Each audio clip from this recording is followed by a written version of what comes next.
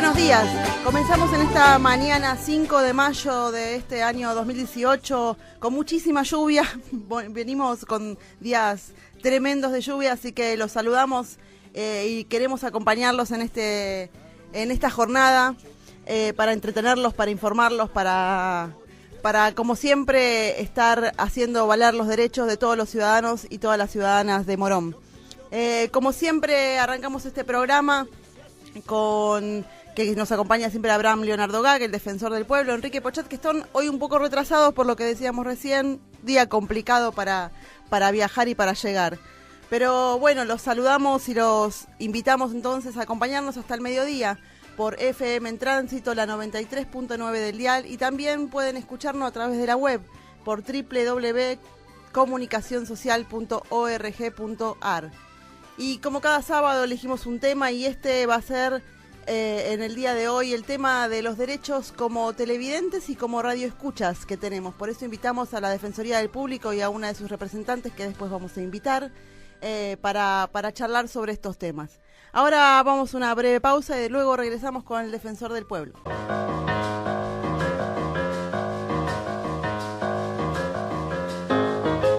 Regresamos al programa del Defensor del Pueblo. Camila Luciano nos dice que tenemos que continuar con este programa en día sábado 5 de mayo, así que ahí estamos charlando, como recién decíamos, sobre los derechos de los televidentes, los derechos de los radioescuchas y los derechos de todos los ciudadanos, ¿no? a la comunicación no como mercancía, sino la comunicación como derecho. Para eso lo tenemos a María José Parra, integrante de la Defensoría del Público. Muy buenos días, Majo. Buen día a vos, Valeria, y a la audiencia. Bueno, y un poco la invitación tenía como objetivo conocer un poco el organismo, un organismo nuevo, creado bajo, digamos, la Ley de Servicios de Comunicación Audiovisual. Pero queremos saber y que nuestra audiencia escuche cuáles son los objetivos del organismo, cuál es ese camino que viene recorriendo ya desde hace ¿cuánto? Desde el 2012, desde noviembre de 2012, que fue el momento en el que se crea, como bien decís, bajo el paraguas de la Ley de Servicios de Comunicación Audiovisual, que es la que establece la existencia de un organismo de estas características, de la Defensoría del Público de Comunicación Audiovisual. Y cuando se crea, digamos, y a partir de los artículos 19 y 20, que son los que le dan vigencia y funcionamiento, vemos que se va gente en la radio, se crea con el objetivo de promover el derecho humano a la comunicación. Es decir, la Defensoría cumple ese rol, recibe y canaliza consultas, denuncias, reclamos de las audiencias de los medios audiovisuales, toda vez que sientan, que esas audiencias visualicen que alguno de sus derechos no es vulnerado, digamos.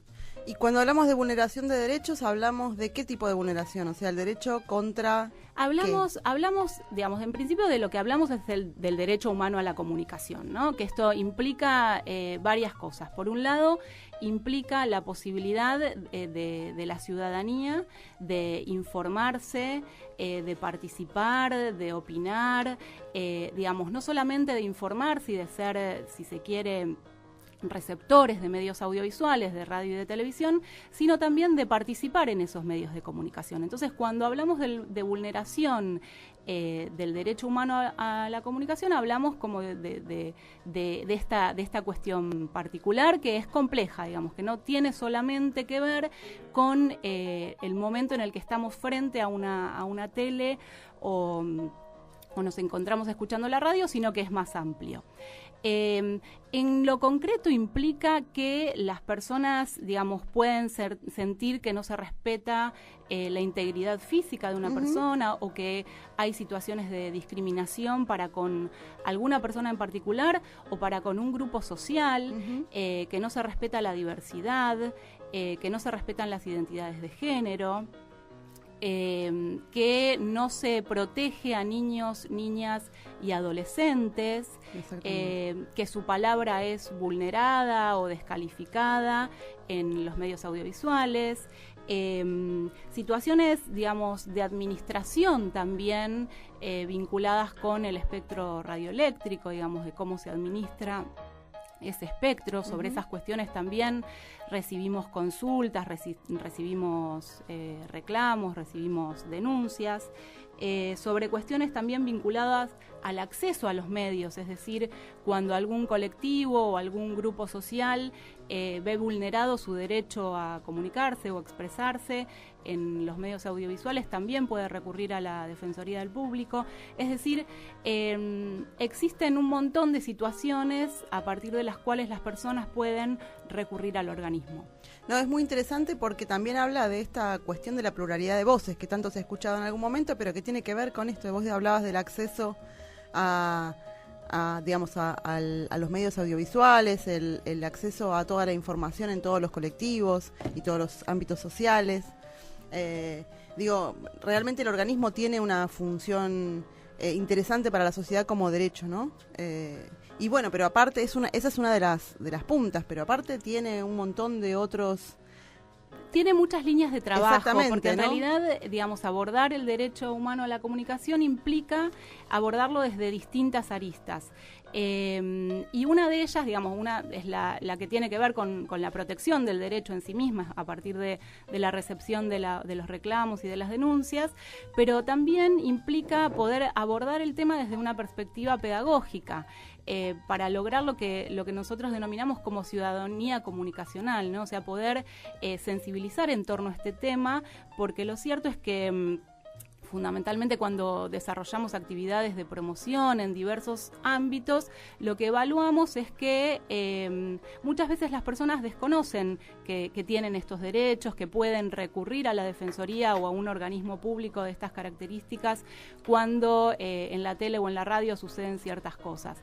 Entonces, la tarea pedagógica de difusión y de promoción del derecho humano a la comunicación en diversos espacios es fundamental, porque tiene que ver con poder incluir la mirada de un montón de grupos y de sectores que habitualmente son vulnerados o que no son visibilizados, en los medios masivos de comunicación. Sí. Entonces, la Defensoría trabaja desde ese lugar con muchas líneas del laburo, concreto, que tiene que ver con pensar el derecho humano a la comunicación en las personas con discapacidad, en niños, niñas y adolescentes, en los colectivos de la diversidad sexual, de las diversas identidades sexuales, con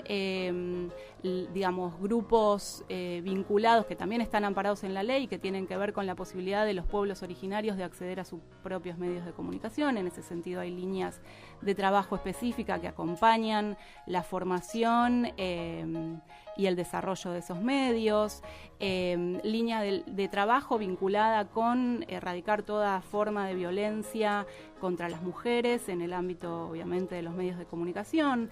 Es decir, líneas de trabajo que tienen que ver con atender diversas cuestiones que van saliendo en los espacios de participación que tiene la Defensoría, porque además vale decir que es un organismo que tiene una impronta participativa, es decir, que existe y que funciona porque hay audiencias que interactúan cotidianamente con el organismo.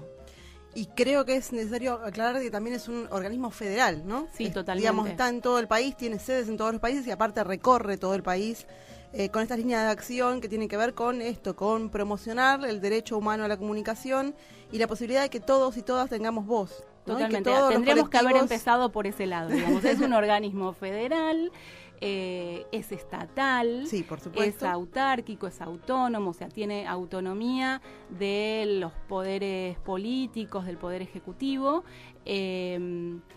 tiene una dependencia del Congreso, de una comisión bicameral del Congreso de la Nación, a la cual le rinde cuentas y la cual designa a su titular. Que en este momento están esperando que ese proceso se inicie porque ese proceso el mandato de Ottaviano, que era la anterior defensora, venció en noviembre de 2016.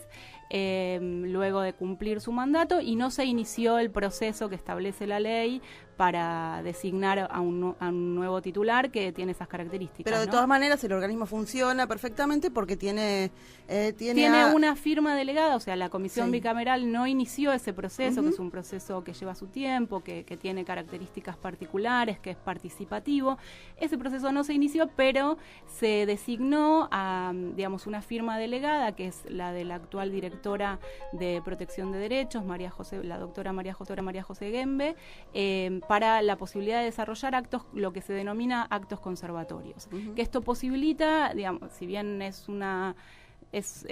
digamos, una característica de debilidad que tiene el organismo actualmente, pero no imposibilita el desarrollo de sus funciones. Por lo tanto, seguimos funcionando y trabajando en todo el territorio nacional. Sí, uno ingresa a la página web del organismo, realmente tienen un montón de actividad, cursos virtuales, se mueve mucho la Defensoría del Público por todo el país, escuchando las audiencias públicas, que son grupos de personas de toda, digamos, una diversidad muy amplia, que exponen, ¿no? Que exponen sus necesidades. Tal cual. Sabés que es interesante charlar de esto y dedicarle tiempo porque, y para eso también hay otros compañeros en la Defensoría que son los que lo llevan adelante y que pueden comentar muchísimo al respecto, por también la riqueza que implica que un organismo público desarrolle ámbitos participativos como es una audiencia pública de manera permanente. O sea, llevamos ya 21 audiencias públicas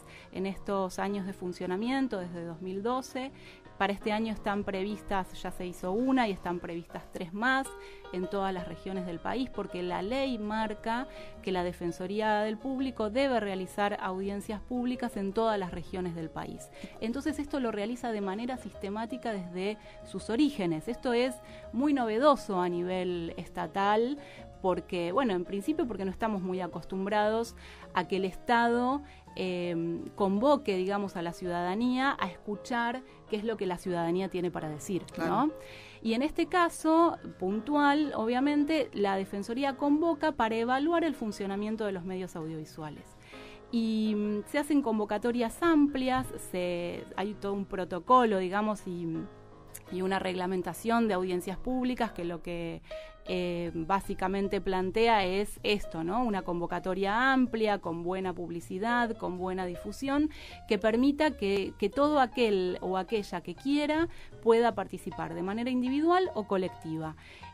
Para eso, digamos, todos pueden participar desde la asistencia, y también hay lista de oradores o de personas que quieran expresar sus opiniones y hacer uso de la palabra, y entonces se trata de jornadas de plena y efectiva participación en donde cientos de personas, porque la verdad es que son cientos de personas las que en cada audiencia pública evalúan el funcionamiento de la televisión y de la radio, y esto es desde hace ya 6 años, digamos. Este año van a ser 6 años, con lo cual es sumamente novedoso e interesante para ver y para analizar, para multiplicar, para conocer, porque no siempre sucede, y lo que resulta de esas audiencias es sumamente interesante también, porque la Defensoría lo que hace es recoger todo eso, todas esas opiniones, consideraciones, propuestas, las sistematiza y trabaja con eso. O sea, no es que queda en el mero decir, sino que tiene una incidencia en términos de diseño de política pública, que esto es un aspecto interesante cuando hablamos de participación en los ámbitos públicos, ¿no? Sí, Lo saludamos a Enrique Pochat, que finalmente el transporte público le permitió llegar, que estaba complicado, así que muy buenos días, Enrique. Buen día, estoy escuchando con mucha atención acá lo que está mencionándonos María José. Ahora, decías que hay un diseño de políticas públicas que realiza la Defensoría del Público. De manera realista, ¿cómo ven? Porque lo que yo veo es que todo esto se diseñó en virtud de la aplicación de una ley de comunicación audiovisual que está hasta, digamos, expresamente desautorizada de alguna manera, tanto por los decretos de necesidad de urgencia como las expresiones del gobierno, incluso del propio presidente, que no han digamos, dejado de decir que esperan otra ley. Entonces, frente a eso es como remar, o sea, no quiero... remando un dulce de leche, sería. Sí, remar una corriente en contra, sí, ¿no? Sí. Incluso con recién mencionabas que no se ha iniciado el proceso de elección de la sucesora o sucesor de la anterior titular del organismo. ¿Cómo ven ese proceso? Sí, claramente es un contexto complejo. Esto es así, tal cual lo decís, digo, no tenemos una evaluación tan distinta a la que estabas mencionando.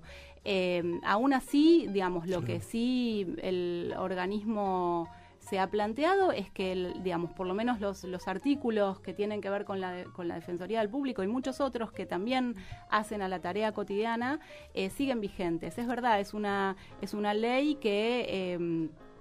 ha quedado, digamos, cercenada en algunas situaciones, o sea, sus cuestiones, las cuestiones vinculadas al diseño institucional que planteaba ha sido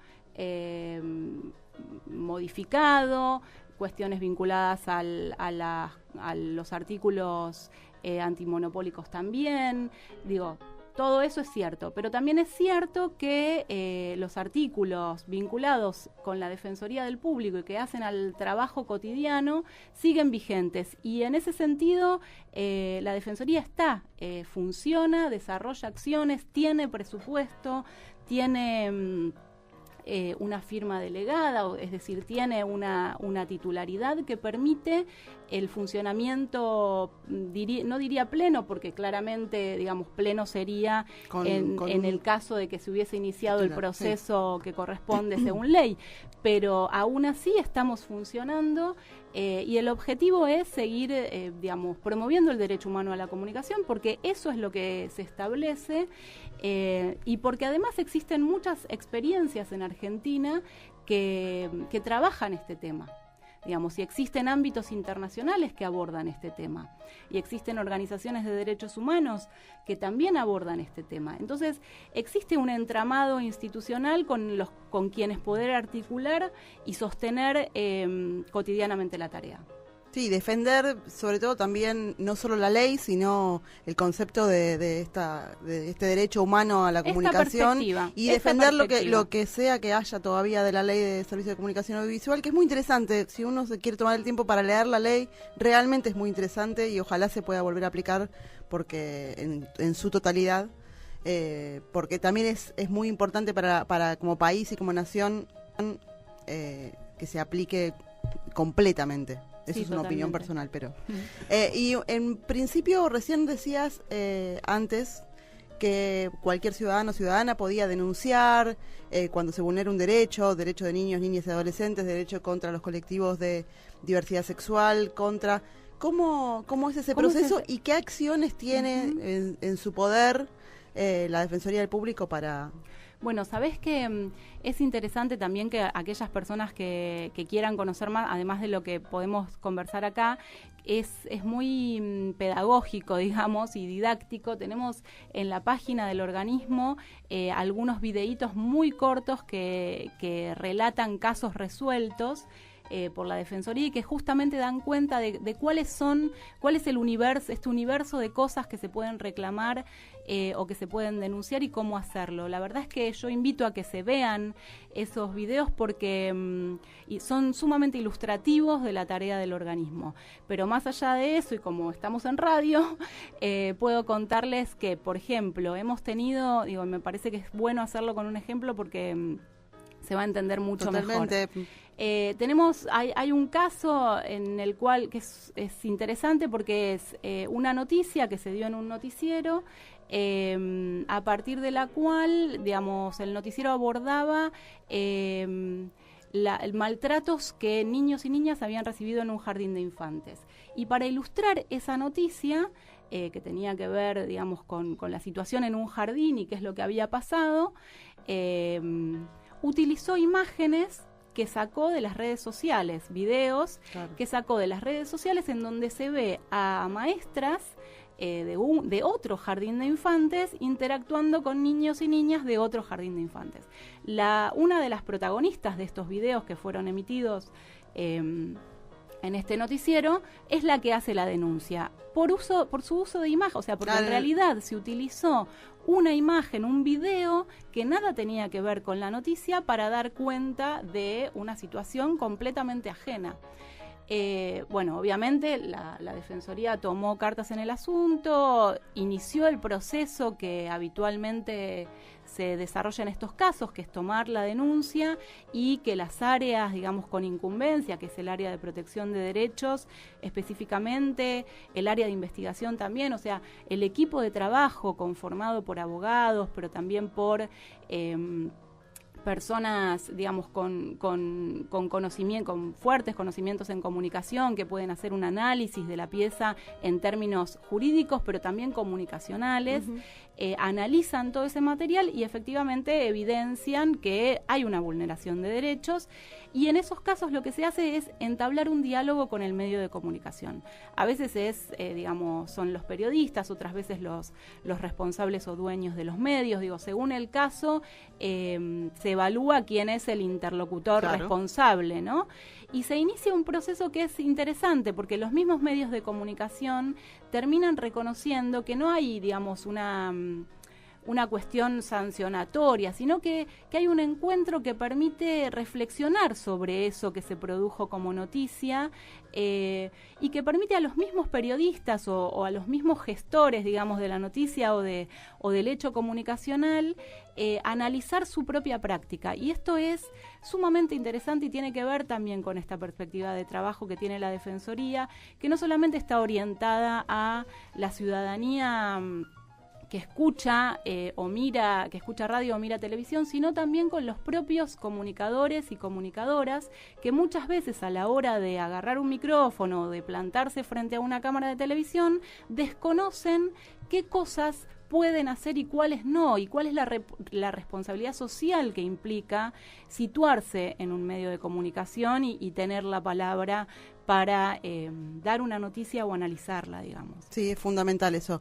Vamos después a seguir también un poco con este tema después de una brevísima pausa, pero quisiera ahondar un poquito más en los ejemplos para que todos aquellos que escuchan se quede bien claro cómo es ese proceso. Vamos a una pausa. Todas las personas son iguales ante la ley. Hacé valer tus derechos. La Defensoría del Pueblo de Morón es un organismo público y autónomo. Tiene como misión defender, proteger y promocionar los derechos e intereses legítimos, individuales y colectivos de los habitantes de Morón. La Defensoría queda en Bartolomé Mitre 877. Atiende de lunes a viernes de 8:30 a 15 y podés llamar al 0800-666-0957 o enviar un email a defensoría.consultas@moron.gov.ar. También búscanos en Facebook como Defensoría del Pueblo de Morón.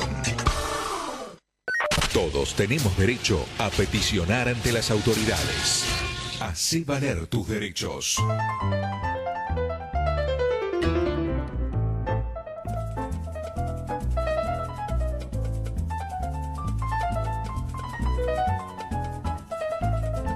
Regresamos al programa del Defensor del Pueblo, seguimos charlando incluso fuera del aire con María José Parra, coordinadora de la área de promoción de la Defensoría del Público, este organismo que de alguna manera está como un paraguas, dijo Majo bien, como metáfora, debajo de la Ley de Servicios de Comunicación Audiovisual para entender la comunicación como un derecho humano, defenderla y promocionar ese derecho a toda la ciudadanía del país, porque es un organismo federal, como dijimos también antes. Y recién estábamos hablando de algunos ejemplos, quizás para como colorario de esto, para que se entienda el organismo.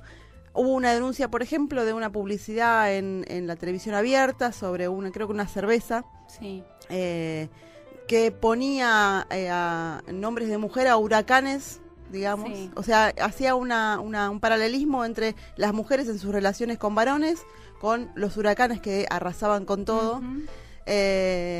y ese lugar de la mujer como que arrasaba con... Sí, que en una situación particular de divorcio, de separación o lo que fuera, arrasaba con todo, ¿no? Sí, ahí hubo un colectivo que hizo una denuncia y que también, digamos, tuvo un tratamiento, y de hecho la cerveza... no modificó la publicidad, sino que terminaba con haciendo alusión, no me acuerdo bien cuál fue la resolución, pero sí hubo, digamos, por parte una de acción, la agencia, claro, de la agencia, sí, que una de modificar algo y de explicar que por qué los huracanes en determinado momento se habían denominado, digamos, con nombre de mujer, pero que después hasta la asociación climatológica, o digamos, no me acuerdo el nombre técnico, pero tenía algo que ver con eso, terminó planteando que bueno, que sí, que claramente era una cuestión discriminatoria hacia las mujeres. Entonces, digamos, ahora se nombra uno y uno, creo. Exactamente, ampliaron, bueno, y la cerveza termina haciendo mención a esto. Como ejemplo de que sí. La Defensoría del Público, a través de no sé si son de disposiciones, logró logró una modificación en el tratamiento de, por ejemplo, una publicidad, que es algo sencillo. Sí. Ni hablar de las noticias que, digamos, implican la vulneración, por ejemplo, de niños, de colectivos de mujeres, de colectivos de diversidad sexual, de adolescentes. También tenemos ejemplos cuando, digamos, algo mucho más común, ¿no? Cuando en pantalla abierta, en un horario en el que se supone que puede haber niños, niñas, adolescentes mirando la tele, o digo, cualquier persona, pero también niños y niñas, y se dicen malas palabras, groserías, se utiliza lenguaje que incita o que puede sonar violento. Tenemos ejemplos de esos también. En la televisión argentina muchos. Bueno, pero seguro, digo, pero en términos de casos concretos, claro, que la Defensoría ha recibido, hay ejemplos de esos también que terminaron con disculpas públicas por parte de periodistas incluso muy reconocidos de la pantalla, no solamente pidiendo disculpas, sino también instando a sus propios colegas a tener recaudos y cuidados cuando hablan al público, digamos. Sí, para eso hay muchas capacitaciones también desde la Defensoría del Público, pero recién charlábamos también fuera del aire que digamos, la Ley de Servicios de Comunicación Audiovisual, a través de la Defensoría del Público, tiene un tratamiento especial también, o la exigencia de un tratamiento especial para las personas con discapacidad. Sí, la ley en realidad propone, en cumplimiento de la Convención Internacional de Derechos de las Personas con Discapacidad, la inclusión, la accesibilidad, mecanismos de accesibilidad a las personas con discapacidad sensorial. Sí, justamente, ahí recién repasábamos, porque tenemos la ley sobre la mesa de trabajo, que se trata del artículo 66 de la ley, que establece justamente el eje de la accesibilidad, y la Defensoría ha tomado también ese eje como línea de trabajo, porque cuando hablamos de derechos comunicacionales, esto que suena medio rimbombante seguramente, tiene que ver con estas cosas, digamos, con la accesibilidad, con que las personas, los niños, niñas y adolescentes puedan tener voz en los medios audiovisuales y se respete el modo en que se ven a sí mismos, con, digamos, no reproducir representaciones o estereotipos que pueden vulnerar a diversos sectores de la población o grupos sociales, a las personas con discapacidad, pero también a las personas adultas mayores. Claro. Muchas veces se difunden, digamos, estereotipos o formas de tratamiento de la persona adulta mayor que va en desmedro de sus propios derechos y digamos, esto puede ser reclamado o denunciado. En el caso específico de accesibilidad tenemos una línea de trabajo que es justamente la línea de accesibilidad, a partir de la cual se desarrollan capacitaciones con diversos colectivos vinculados a la temática de la discapacidad, pero también con organizaciones sociales, digamos, y con medios de comunicación. Muchas veces se los asesora en cómo incluir esto que la ley plantea de audiodescripción, subtitulado o lengua de señas. Bueno, sí, tenemos capacitaciones específicas en estos temas, es sumamente interesante, la línea de trabajo tiene mucho desarrollo, seguramente, digamos, me atrevo a decir incluso que en Argentina debe ser de los espacios donde más se trabaja y se aborda y se ha desarrollado perspectiva específica sobre este cruce de accesibilidad y comunicación. Así que hasta da para un programa entero hablando sobre esta cuestión. Ahora, esas exigencias de la ley, ustedes ven que se van cumpliendo y si hay inconvenientes en el cumplimiento, ¿qué tipo de intervención tienen? La Defensoría siempre actúa sobre la base de reclamos y denuncias y consultas, digamos, es sobre la base de lo cual actúa. Entonces, no evalúa a priori si se cumple o no se cumple algo, digamos, no evalúa en abstracto, ni actúa de hecho, sino que para poner en funcionamiento su andamiaje institucional requiere de los reclamos, de las denuncias, porque es la Defensoría de las audiencias. Entonces, en la medida en que haya audiencias que reclamen, denuncien o consulten, la Defensoría pone en funcionamiento todo su andamiaje institucional que permite la resolución de cada uno de esos casos. Por eso es importante que todos los ciudadanos y todas las ciudadanas conozcan ese derecho y que tienen un organismo donde pueden, digamos, asentar un reclamo o simplemente una consulta, un asesoramiento respecto de cuáles son los derechos que tienen como ciudadanos en cuanto a la comunicación audiovisual. Y bueno, lo mismo pasaba también, que me quedé con recién que decías de los tratamientos. Digo, la Defensoría del Público ha hecho también una sugerencia, si se quiere, respecto al tratamiento de, por ejemplo, femicidios en los servicios de comunicación audiovisual y los canales. Sí. Por eso es interesante, digamos, dar cuenta de cómo funciona y cuál es este andamiaje del cual hablaba recién, porque la llegada de una denuncia o de un conjunto de denuncias sobre diversos temas, digamos, activa, digamos, el funcionamiento de las distintas áreas de trabajo y también permite la elaboración de recomendaciones. Es decir, a partir del trabajo de cada uno de estos casos, lo que la Defensoría hace es establecer recomendaciones, criterios, guías de tratamiento sobre estos temas, que luego obviamente son de acceso público, están en la página web, pero también se imprimen y se regalan y se dan en cada una de las actividades que la Defensoría hace y a las personas, digamos, que tienen en muchos casos bajo su responsabilidad el uso de un micrófono, ¿no? O el pararse frente a una cámara. Es bueno poder leer esos materiales, digamos. Y también la Defensoría brinda cursos virtuales sobre estos mismos temas, ¿no? Tienen siempre 2 que están muy interesantes, por lo menos yo hice uno, el de comunicación y género, y después hay otro que tiene que ver con niños y adolescentes. Sí, también. Sí, se van abriendo, bueno, esos son 2 que continúan, digamos, pero luego se van abriendo diversas instancias de capacitación en la medida en que también la ciudadanía las reclame, o sea, se pueden pedir cursos específicos sobre medios audiovisuales y diversos temas que la Defensoría puede desarrollarlos porque cuenta con profesionales en estas materias, digamos.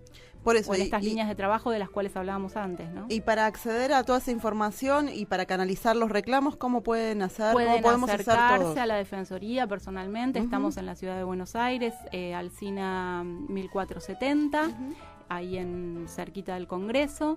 Pero también pueden ingresar a la página que es www.defensadelpublico.gov.ar. Ahí hay un link específico a la derecha que se llama reclamos, consultas, a partir del cual se despliega un formulario que es muy sencillo de completar y se pueden hacer consultas, denuncias, pedidos específicos de capacitaciones para escuelas, para organizaciones públicas, digamos, o para medios de comunicación, y ahí se van a enterar de muchas de estas líneas de trabajo que tuvimos charlando recién. Y si no, el teléfono, que es 0800 999 3333. Perfecto. Y además, también como otra de las formas participativas que tiene la Defensoría del Público es la Defensoría en los barrios, una de las líneas de acción que se mueve a través La Defensoría en los Barrios es un programa, la Defensoría del Barrio es un programa en el que, a partir del cual niños, niñas o adolescentes, jóvenes, pueden dar cuenta de sus barrios, pueden analizar críticamente el modo en que los medios de comunicación reflejan o relatan sus barrios y proponer un contenido nuevo, es decir, terminan produciendo un material en donde con sus propias voces y miradas cuentan sus barrios. Es interesante y esto se hace con habitualmente, digamos, con organizaciones sociales que se contactan con la Defensoría para llevar el programa a diversos lugares del país. Es muy interesante ese programa porque, ¿no?, da esa pluralidad de la que hablábamos en un principio. Bueno, y desde la página web me imagino pueden saber dónde va a estar el tráiler de la Defensoría en los barrios. Móvil. Que es otra cosa distinta a la Defensoría en los barrios. La Defensoría Móvil, que es un dispositivo, un camión que recorre el país promocionando el derecho a la comunicación, tiene un itinerario que está planificado, digamos, porque despliega un equipo de trabajo, porque es un camión importante, un semirremolque de 15 metros por 4 que se despliega, en el cual se despliega un estudio de radio, un estudio de tele, un espacio para desarrollar talleres y capacitaciones, y este dispositivo recorre el país desde hace 2 años. Ya nos están apurando, ¿verdad? No, para nada. Bien, pensaba que sí. Recorre el país desde hace ya unos años, anduvo por 18 provincias, visitando pueblos, visitando ciudades, en contacto con escuelas, con diversas organizaciones de la sociedad civil, y ha desplegado una diversidad de propuestas muy interesantes para contactar con las audiencias.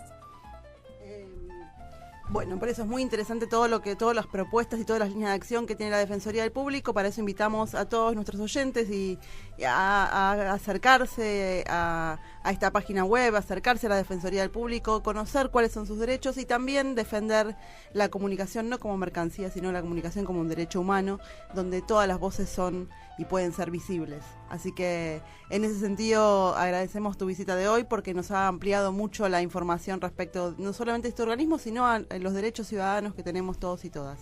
Muchas gracias, María José, por esta visita de hoy. Continúa nuestro programa. Gracias.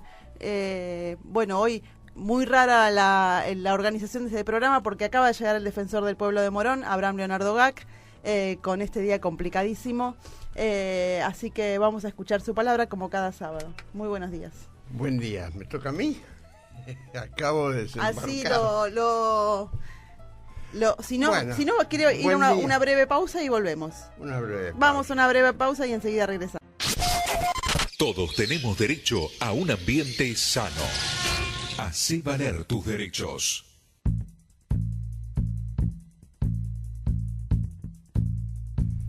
Y regresamos ahora sí a el programa 376 y ahora sí con la palabra del Defensor del Pueblo. Bueno, buen día, vecinos, vecinas, a todos los integrantes acá de esta amable mesa.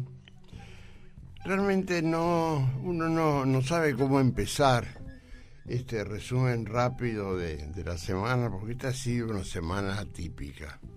Ha sido una semana en que el sistema financiero, la especulación ocupó el lugar, primero ocupó todos los titulares, toda la información, y esperando a ver qué hacía el gobierno, porque el 15 se produce un vencimiento muy grande de bonos a los cuales el gobierno tendría que hacer frente y aparentemente ya no tiene los accesos fáciles del exterior como para compensar esas salidas. Y la cifra es monumental la que hay que pagar. Entonces estaba la discusión qué es lo que hay que hacer. Y en definitiva la especulación le dejó 2 espacios al gobierno. Uno era dejar la flotación libre, que el dólar valiera lo que debía valer y había que pagarlo. Y ese era el resultado que iban a tener los especuladores que salieran, el día 15 salieran de los bonos y recibirían dólares a una tasa, a un valor un poco mayor al que pensaron, o muy mayor. De repente, el comienzo fue ese, y no obstante eso, el Banco Central estuvo sacrificando divisas para ir frenando el interés en la salida y en la compra de dólares. Pero no obstante eso se produjo esta, yo llamo corrida, crisis, llámenlo como querramos, en la que le aseguro que en algunas sucursales de bancos antes de ayer no tenían efectivo para pagar un cheque de depósitos que tenía la gente que venía a retirar y le entregaban en moneda chica porque ya no tenían de la otra moneda. A ese extremo habíamos llegado. Y el otro camino que tenía el gobierno es dentro de la filosofía estricta y ortodoxa a la cual le pertenece, en que dejar flotar el dólar al valor que sea, en manos de los especuladores, que iban a hacer de las suyas, no nos cabe ninguna duda. Yo creo que en el fondo lo que tenemos es una profunda disputa ideológica. Detrás de todo esto está la concepción ideológica de que el mercado es el que fija los valores, que tiene que funcionar toda la economía alrededor de las decisiones de la presunta oferta y demanda falsa, porque no es equitativa la oferta y la demanda frente a la demanda, y viceversa, de modo que no había otro camino, otro camino ideológico diferente para este gobierno. En cambio, claramente, estamos pensando en que el subsidio no es una mala palabra. De hecho, salieron estadísticas en la misma semana sobre el monto, el volumen de los aportes de subsidios que hace cada país a su población, y la Argentina no está entre las primeras de ningún modo. Le diría lejos de los subsidios que recibe la población en los países centrales, en los países exitosos, a los que queremos imitar malamente. Y la cuestión de fondo que hay es cómo seguimos dejando libre el funcionamiento de la moneda externa. Es imposible pensar que se puede salir de esto sin previamente establecer un estricto control de los movimientos de un producto escaso que es la moneda extranjera. No cabe ninguna duda. Renunciar a ese hecho es, yo diría, el grave pecado que tiene este gobierno, para el cual todos vamos a pagar el precio.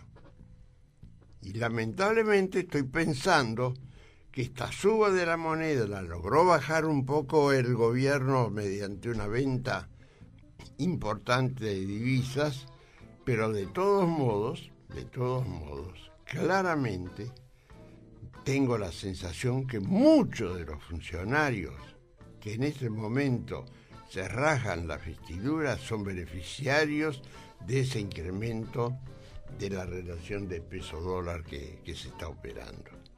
Realmente me parece que es un momento de repensar con serenidad, ayudar, porque yo creo que lo que hay que hacer es evitar una situación de mayor gravedad. Ya el hecho está dado. Vamos a tener incremento de costos de todos los productos porque estamos demasiado atados al valor de la moneda. Y eso es fruto justamente de esa libertad de entrar y salir, comprar y vender. De exportar y durante 10 años no traer el dinero de la exportación. Siquiera esos bienes propios que tiene el país, tampoco hay obligación de traerlos. Y no le hablo de los que se los llevan.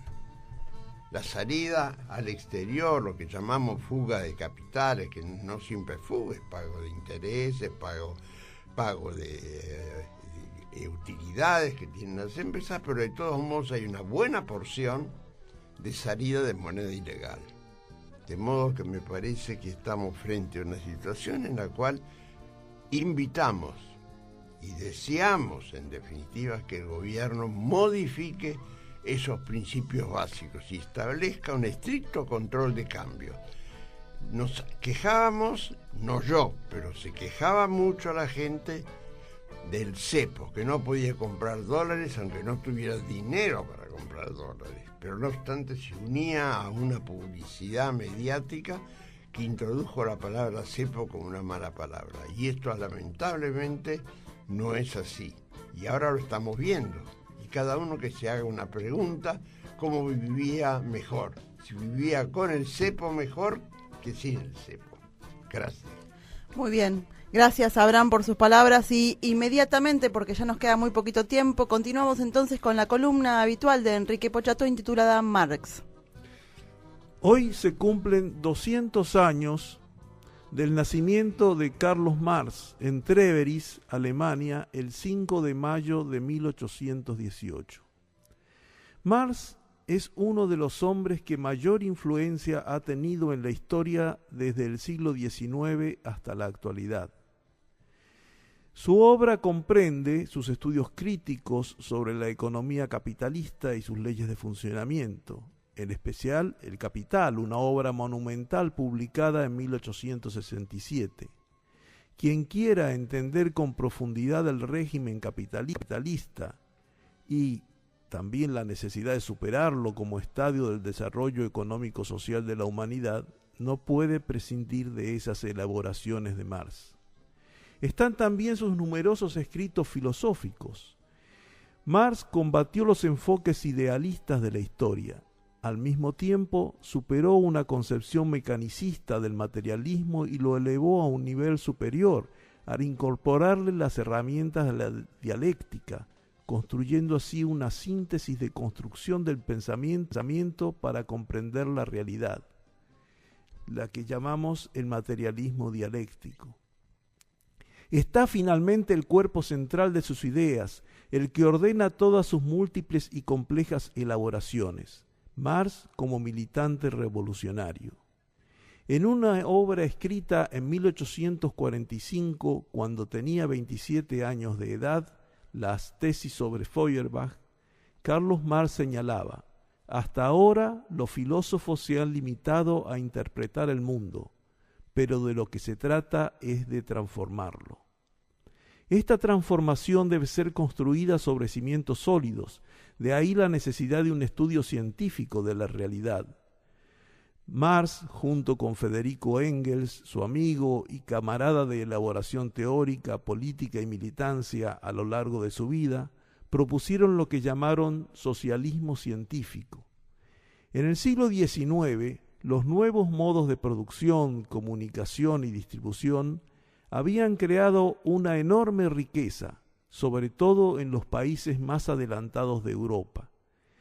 Pero la riqueza no se distribuía por igual. El 10% de la población poseía prácticamente toda la propiedad, el otro 90% no poseía nada. A medida que las ciudades y pueblos se industrializaban, la riqueza se concentraba más. En la medida en que se superaran las ideologías que habían hecho que la desigualdad pareciera natural y ordenada, era inevitable que los trabajadores de todo el mundo vieran el sistema como lo que eran, y que se levantaran y lo derrocaran. El escritor que hizo esta predicción fue, por supuesto, Carlos Marx, en su Manifiesto Comunista, suscrito junto a Engels y publicado en 1848. La destrucción del Estado burgués debería dar inicio a la transformación radical de las bases económico-sociales para llegar primero a una sociedad socialista y más tarde a la sociedad comunista. A partir de ello, desde que fundó junto con Engels la Liga de los Comunistas en 1847, Carlos Marx intervino en los procesos más importantes de organización y lucha de la clase obrera de la época, como la fundación de la Asociación Internacional de los Trabajadores, o Primera Internacional en 1864, y el primer intento de revolución obrera, la Comuna de París en 1871. La Comuna fue derrotada. El propio Marx escribió conclusiones y lecciones que había que extraer sobre los errores cometidos en esta experiencia. Marx murió el 14 de marzo de 1883 a los 75 años, a causa de una bronquitis y una pleuritis.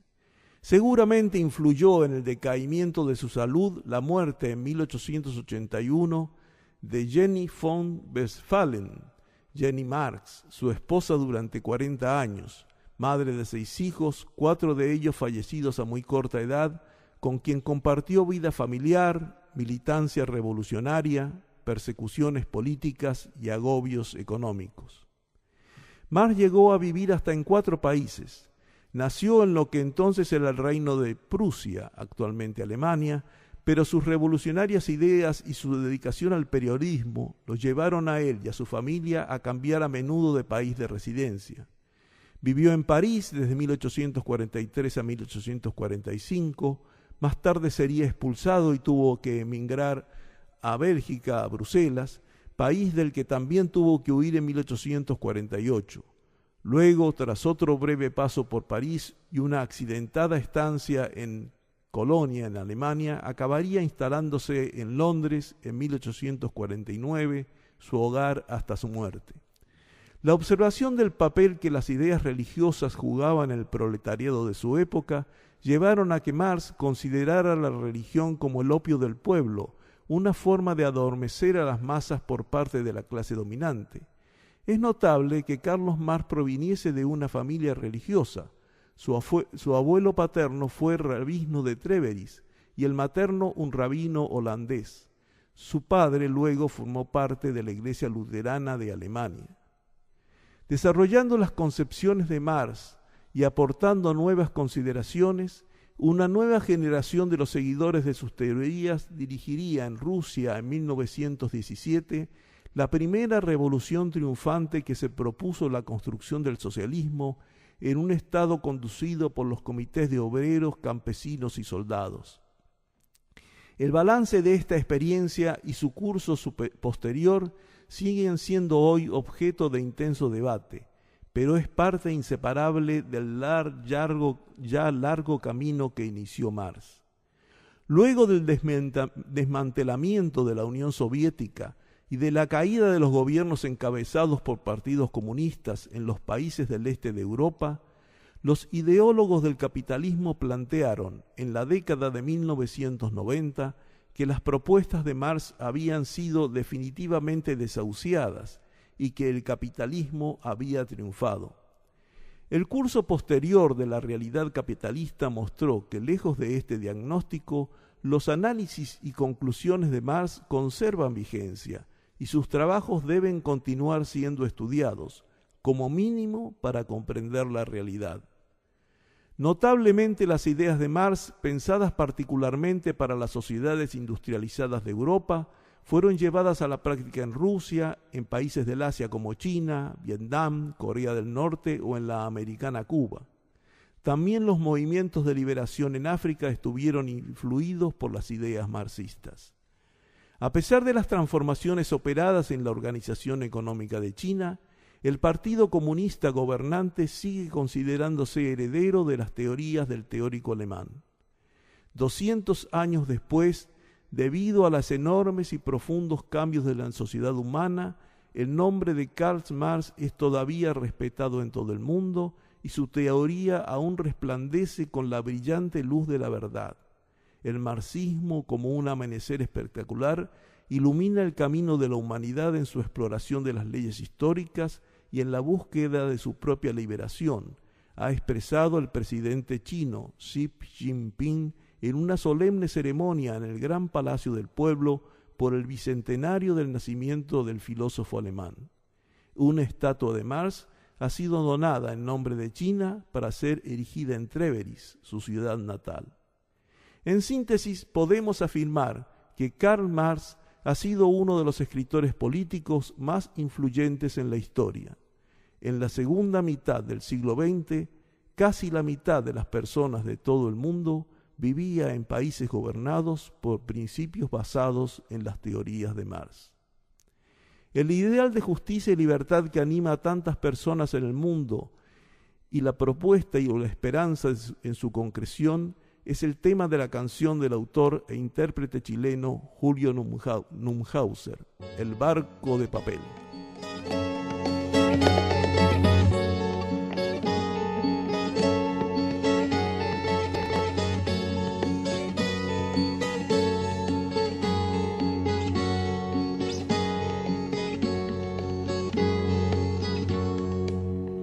Se va el barco de papel por el mar de la esperanza, llevando un montón de sueños, y los niños no lo alcanzan.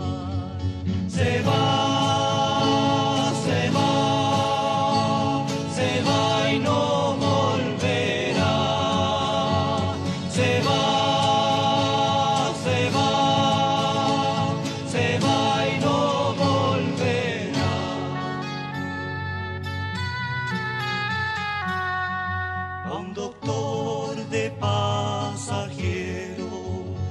Soldado es capitán, un burgués de cañonero y una reina de alquitrán. Se va, se va, se va y no volverá. Se va, se va, se va y no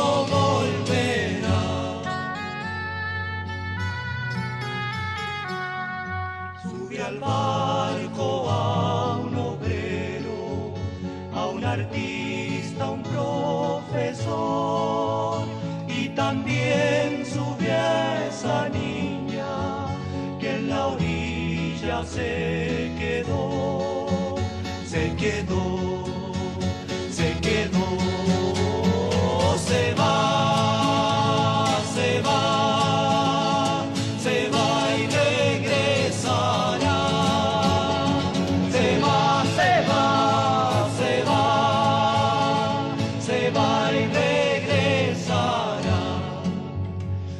Al barco marinero, que no tengan que pelear, que sean todos compañeros de la paz y la igualdad. Se va, se va, se va y regresará. Se va, se va.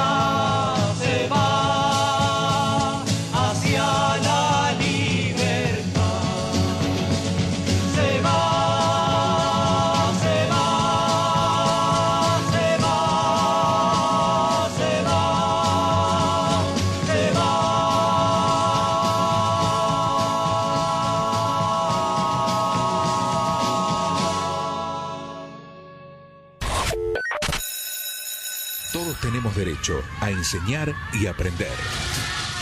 Hacé valer tus derechos. Y bueno, finalizando ya este programa 347 del Defensor del Pueblo, nos tenemos que ir, ¿no, Enrique? Porque se terminó nos pasamos. Como el barco de papel. Que se va, se va, pero regresará. Nosotros regresaremos el próximo sábado a las 11 de la mañana, como todos los sábados, ya desde hace 9 años largos, pero también como desde hace 9 años largos, la actividad del Defensor del Pueblo continúa durante toda la semana. En Bartolomé Mitre 877 de la ciudad de Morón, el Defensor del Pueblo, Abraham Leonardo Gac, junto a su equipo de colaboradores, estamos dispuestos a atender de la mejor manera posible tu pedido de orientación, tu consulta, tu denuncia, tu reclamo. Entre las 8 de la mañana y las 3 de la tarde, allí en Bartolomé Mitre 877 de la ciudad de Morón, sede de la Defensoría del Pueblo. Consultas, pedidos de orientación, reclamos que también se pueden hacer llegar a través del correo electrónico www.defensoriamoron .gov.ar. Nuestra página web. Esa es la página web. El correo electrónico propiamente es defensor@defensoriamoron.gov.ar. O también a través de la línea gratuita telefónica del Defensor del Pueblo 0800-666-0957. Como decíamos, la Defensoría del Pueblo tiene una página web donde también hay una sección de reclamos. Hay sección de reclamos donde cada ciudadano o ciudadana puede ingresar su consulta, su pedido de asesoramiento con documentación para que nuestro equipo de trabajo se comunique prontamente. Además, por supuesto, tiene otra sección de radio donde estas audiciones están publicadas cada semana. Y en la audición que viene será entonces el próximo sábado. Hasta entonces nos despedimos deseándoles una feliz, buena, fructífera semana de encuentro con la familia, con los amigos, de trabajo, de actividad, en definitiva, por la paz y la justicia. Hasta el próximo